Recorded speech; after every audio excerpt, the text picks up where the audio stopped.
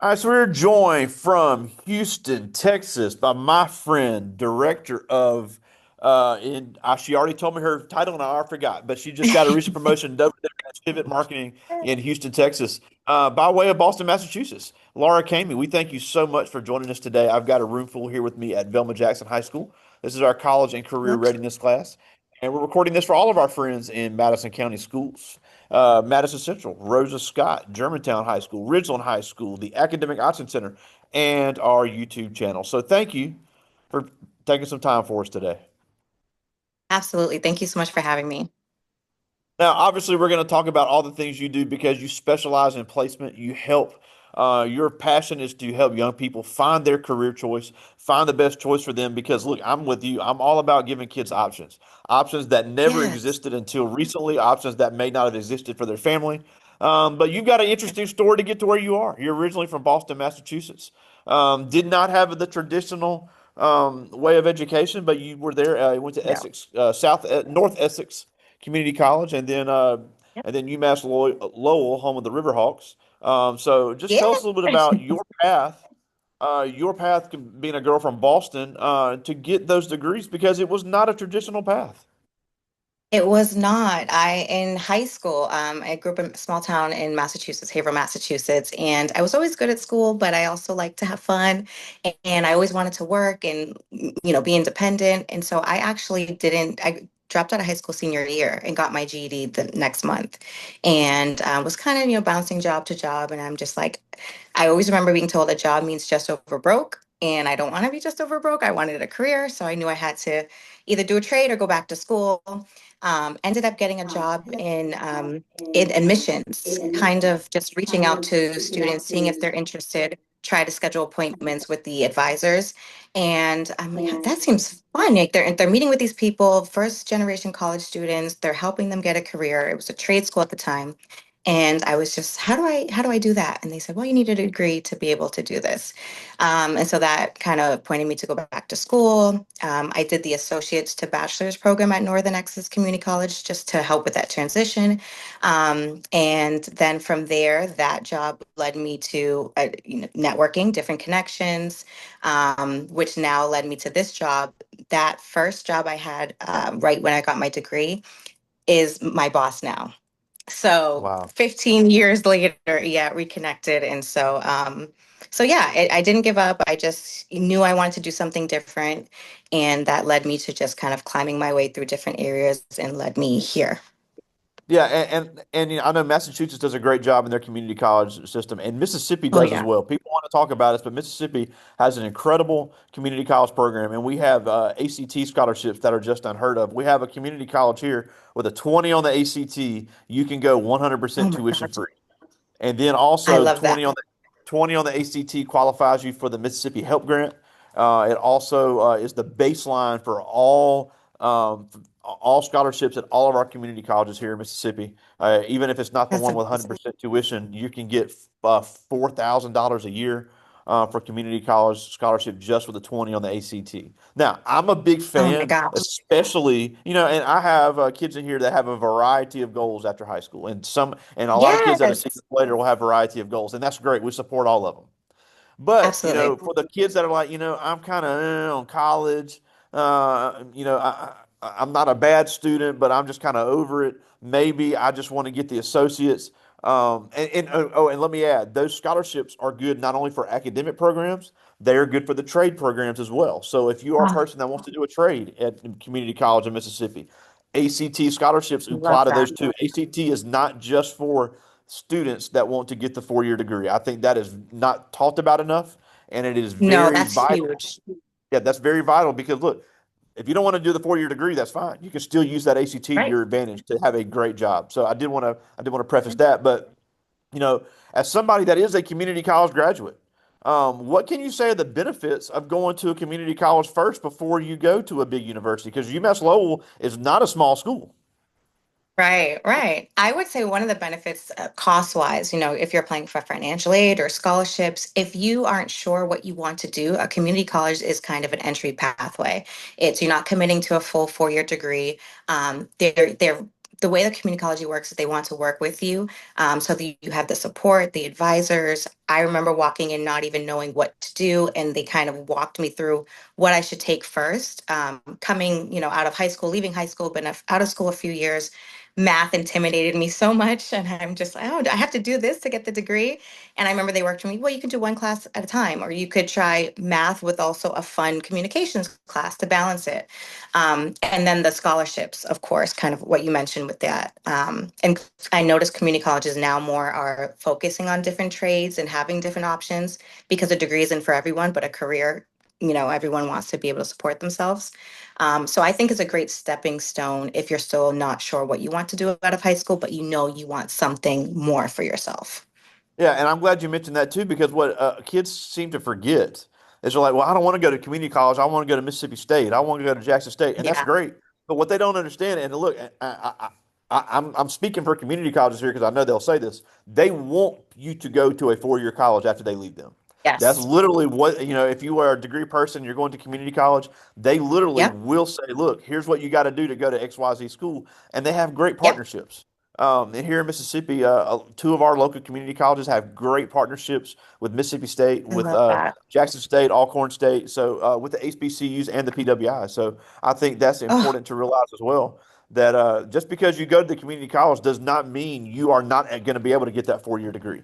And especially absolutely. with the rising costs and people, because I have kids all the time say, I want to go to college, but I don't want my parents to be broke paying for it. There are so many more Right. options. Right, right, exactly. And the UMass Lowell, I'm sure there are similar in other states. It was a partnership. So if you do a certain degree, you are guaranteed admission into certain four-year colleges. Even if your GPA is not a 4.0, there were so many different levels of programs based on you wanted to do, which was another push to go to finish the degree because of that support. Awesome. Now, all of that led you down to the beautiful city of Houston, Texas, where so many of our great guests have come from. One of the fastest growing cities in America, and I'll Yeah, say this too, one of the best places right now for young black professionals to find careers. It is really, really a diversified city. Great place to it be, but is. you had to get this job to get there. It's not just let me move to Houston. I know everybody sees the Instagram. Let me move to Houston and post. Well, you got to have a Figure plan. it out.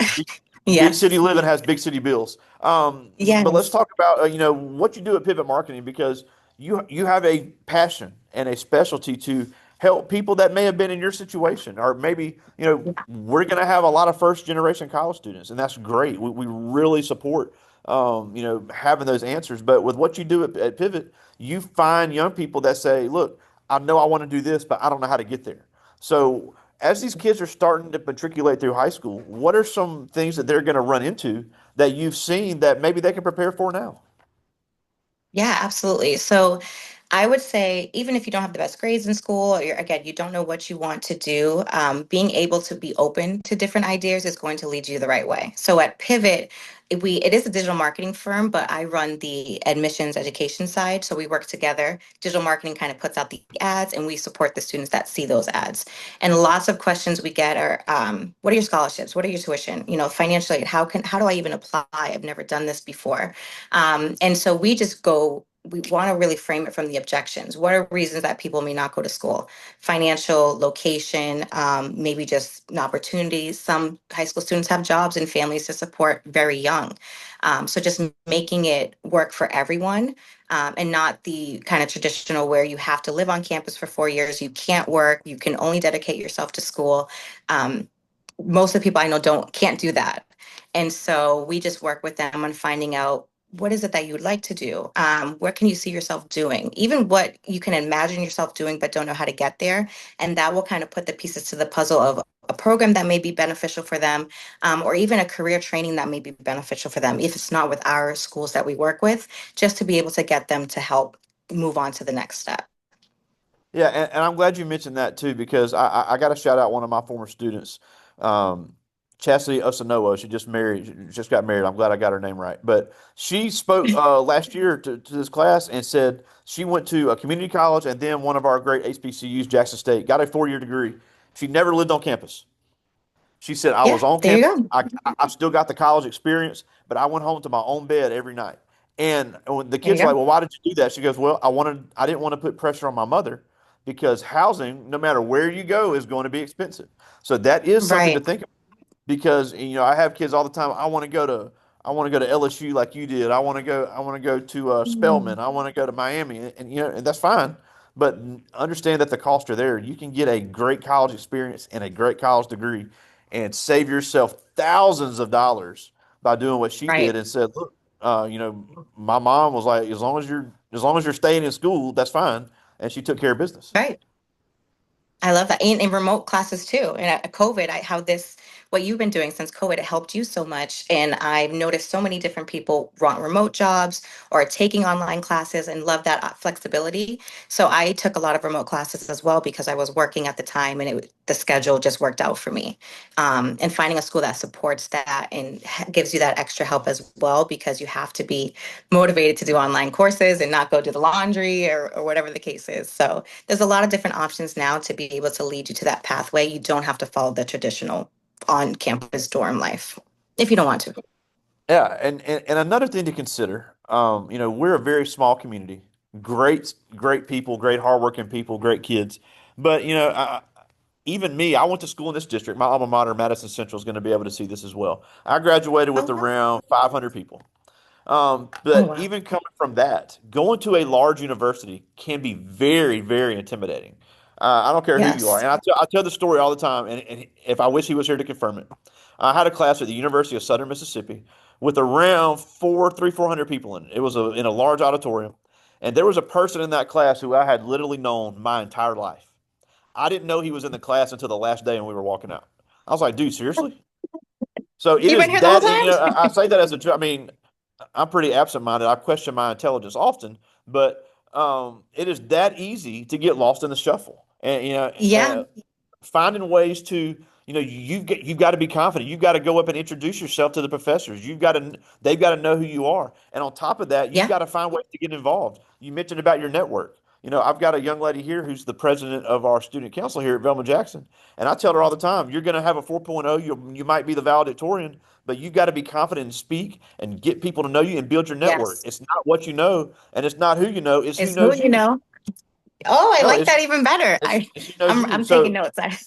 yeah. So just talk about what you've seen as students start making their college choices, how they can stay involved and really have that network ready when they graduate. Yes, the network is key. And I'm a perfect example. 15 years later, if I had left that job on bad terms or didn't do well, I may not be in the position I am now. And it is a big world, but when professionally, you're only a third connection from knowing someone. So um, just as you mentioned, going out there, even if you're an introvert, there are ways that you can get involved. If you're on campus, there are a lot of different activities, communities, but virtually, I remember there was a book club, they had a Lego club, just different things that you're interested in that can also build those connections. So lean into what you like, and that will lead you to the right path. And if it's not for you, I really stand on this. If it doesn't work out, it's probably for a good reason. And there's always something there else. So don't let that door, closed door, that bad job interview set you off because maybe you wouldn't have been happy there. Maybe it just wasn't the right place for you. So being open, but trying different things and putting yourself out there. And people don't know what they don't know. So if you just go, hey, I'm such and such, I'm interested in communication, can I talk to you for 5 minutes? LinkedIn is huge. You can have LinkedIn from high school and start building connections and seeing what people are interested in or figuring out what you like and who does what. So yeah, just don't be afraid to try and try and try and try and try again. All right, so I got some questions from the students, and these are really good. I'm glad they're thinking about this Okay. stuff. So this first one is Cameron Nettles. He's in 10th grade, one of our football players here. And he asked, if someone had the thoughts of dropping out of high school, what would you tell them? This hits home because I did that. And I used to be ashamed to talk about it, but I also looked at it as instead of going the straight path, I kind of did this way to get to where I was. Do I recommend it? No, but I also understand it because I went through it. I would say it just makes the journey harder when it doesn't have to be. Because if you don't get your GED, you're kind of struggling, you're already limiting your options. And even with a GED back then, people looked at it differently than a high school diploma. Um, If you're struggling grades wise, reach out for help. If it's social, if there's personal things going on, there's lean on someone to help you get through it.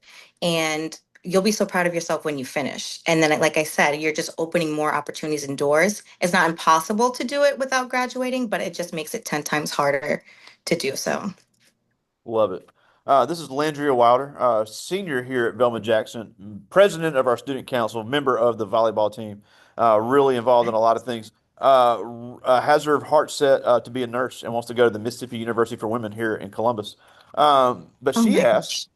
"Is there anything you would change about anything you would change? Do you feel like there was at a time something else you could have seen yourself doing?"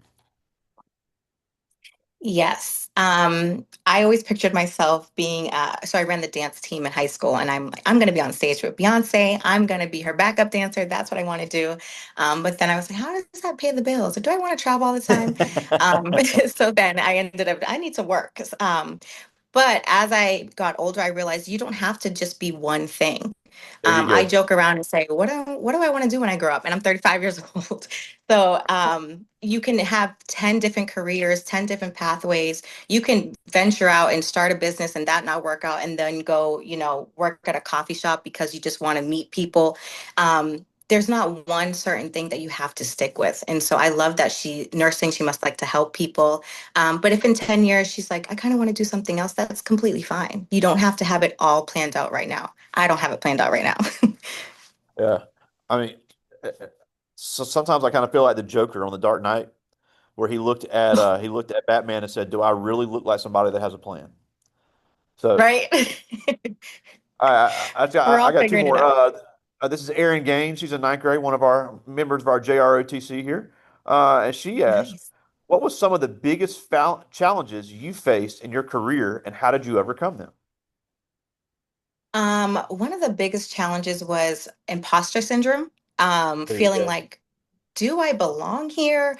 I'm sitting at this table. A lot of times I'm the only Black woman in the room, and you just like, I feel like I have to work 10 times harder to prove myself. And then it took a lot of work to just realize you're there for a reason. You work just as hard, or you have the same credentials as the person next to you, and own that and live in that. And it does take practice.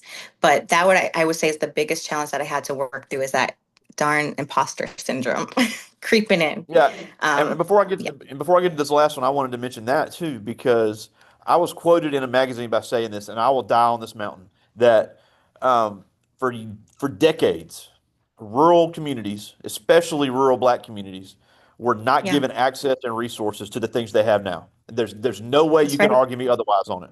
So That's I right. understand that these kids' grandparents may not have had access to things. Right. It's not that they're not smart. It's not that they're not hardworking and great people. They just didn't know. You can't hold that Right. against them. So just because they haven't seen something here doesn't mean they can't do it. Just because they're the first at Absolutely. something doesn't mean they can't be the best at it. So it's really, Absolutely. really cool to hear you say that because, we see all these things about, well, we have to work 10 times harder. Well, I agree because for decades there was nobody at the table. So getting at the Right. table is an accomplishment in itself. So I don't want anybody Yes. to think they can't do something just because they haven't seen it before. 100%. And then making more seats at the table for other people to join in is a huge goal for me. All right, this is the last one, and she's got a couple questions, so I like these. This is London Curry. She's in grade. And she asked, the first one, she goes, when you were in college, how did you manage your time between the academics and the extracurriculars? That's a challenge, especially if you're involved in a lot of different activities, dance, you want to do the homecoming, all of that. Um, Prioritize sleep as much as possible. Don't pull the Oh, I still all-nighters do. because I I feel still do that. yes. I wish we could nap as adults. But the all-nighters, it just makes you kind of crash. And it's okay to say no. If that party, if you're kind of like, oh, I really should study, or I have dance in the morning and they really want me to go, there will be 1,000 parties to go to. It's okay to say no. And if people get mad that you said no, those aren't your people.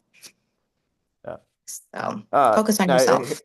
yeah, here's another one she had. And I like this one. She goes, what are some things that you wish you would have known when you began your freshman year? Oh gosh. I wish I would have taken it more seriously. Um, There you go. and Yeah, taking it more seriously because again, you're just making it harder for yourself at the end. And really leaned on my support a little bit more and not just felt like I'm in college, I got to figure it out. I'm an adult now. No, lean on those people. If you're struggling, say something. I wish I would have said something sooner than later. Um, but yeah, take it seriously because it is your future we're talking about. So. And she had one more, and I like this one too. She asked, "What advice would you give someone if they were trying to learn to be a better studier, and get better at preparing for their test?"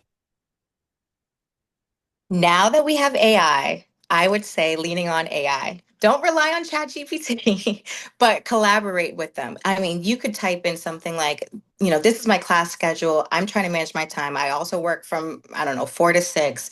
Give me some tips on how I can, and it will spit out some amazing help for you.